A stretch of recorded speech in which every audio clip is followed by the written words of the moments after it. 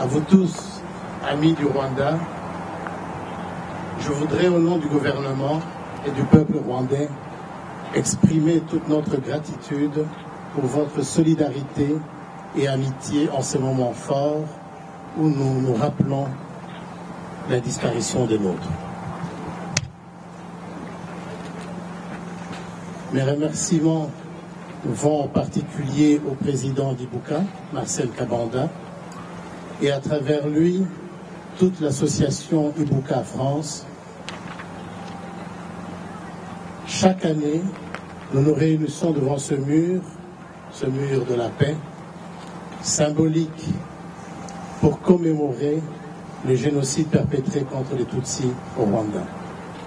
Ce rassemblement est très important. Il est important, bien sûr, pour tous ceux qui ont vécu directement ou indirectement cette tragédie, mais il est aussi important pour l'humanité tout entière. Ces 90 jours au Rwanda, personne n'est prêt à les oublier. Le génocide des Tutsis a fait plus d'1 million de victimes. Transmises par les télévisions du monde entier, les images de l'horreur sont encore dans tous nos esprits. Corps abandonnés, femmes souillées, vieillards prostrés, enfants errant sur les routes, survivants aux portes de la mort. Personne ne peut oublier les battus menés pour retrouver et massacrer les Tutsis comme des bêtes, cachés dans les plafonds des maisons ou dans les marais. Cette entreprise de destruction n'était ni spontanée ni accidentelle. Elle a été longuement préparée par une politique minutieuse de discrimination systématique, des appels à la haine, un armement massif et criminel. Pressenti et annoncé, puis observé et commenté, le massacre des Tutsis s'est fait dans l'indifférence de la communauté internationale.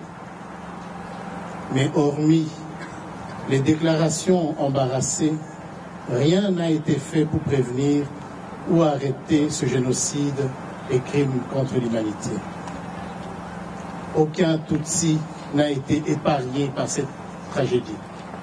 Tous ont perdu un proche, un ami, un collègue, un voisin. Le souvenir des disparus nous accompagne au quotidien.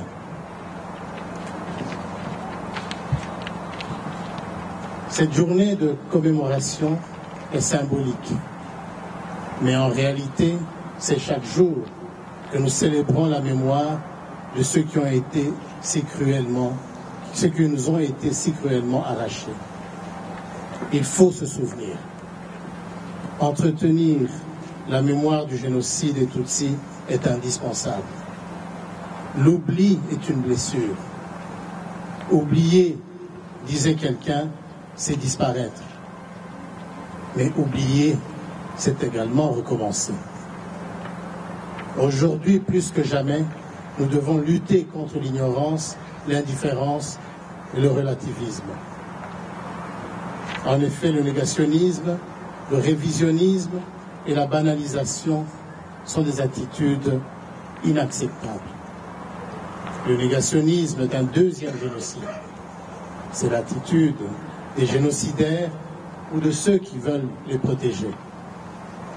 C'est nier la disparition des victimes Tutsis pour en effacer la mémoire.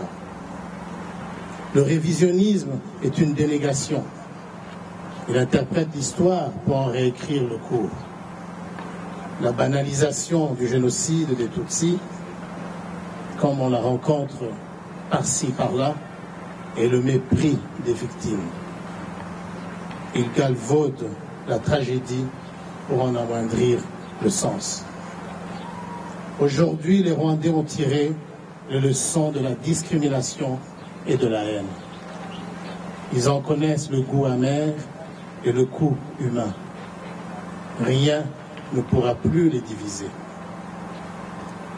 C'est dans la justice et la réconciliation, que les Rwandais ont surmonté leur douleur.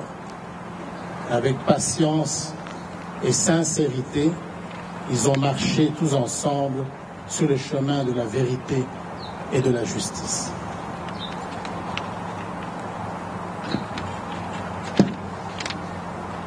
Cette évolution a été rendue possible grâce à un leadership qui a su créer et mettre en place des mécanismes tels que la Commission Unité et Réconciliation et des juridictions participatives appelées Gacaca. À ce leadership, incarné par le président Kagame, nous devons le Rwanda que nous connaissons aujourd'hui. Un pays apaisé, entreprenant et plein d'espoir. En ce jour de commémoration, il convient de dire que la marche sur le chemin de vérité et de justice continue.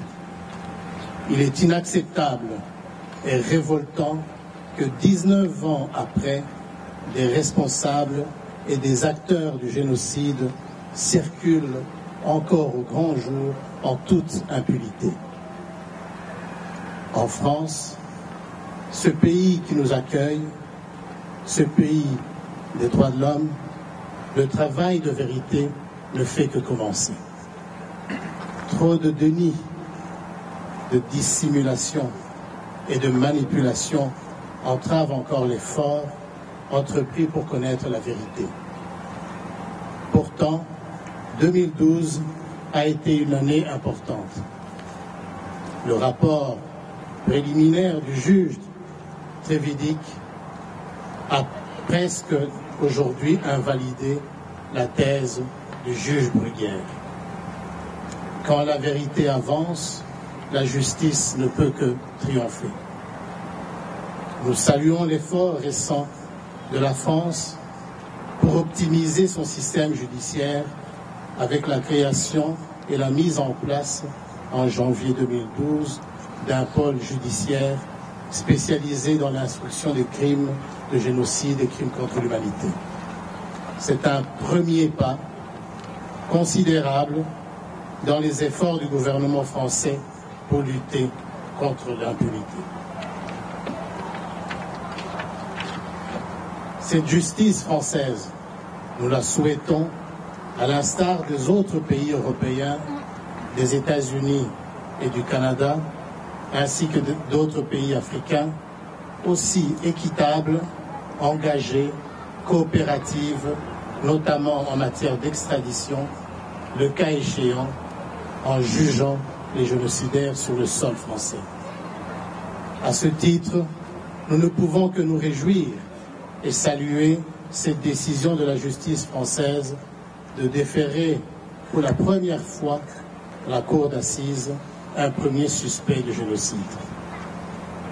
Nous espérons que d'autres suivront, mettant ainsi fin à la sérénité et à l'impunité dont jouissent en France les responsables présumés du génocide perpétré contre les Tutsis. Leur liberté est aujourd'hui une offense qui ressent tous les Rwandais. Chers amis, le thème de cette année au Rwanda nous invite à commémorer le génocide des Tutsis en luttant pour la non-dépendance. Ce concept de non-dépendance est l'un des principes fondateurs du Rwanda moderne. Il évoque les idées de cohésion et d'autonomie, mais il sous-entend aussi la capacité de résister dans l'adversité, la volonté de surmonter les épreuves et la persévérance qui permet de continuer à avancer.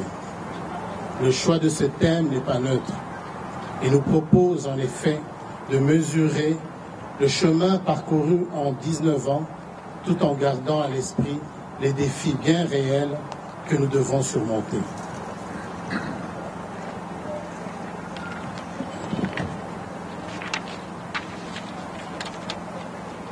Bien sûr, chacun mesure ici le courage d'un pays qui refuse de subir les pressions et les contraintes.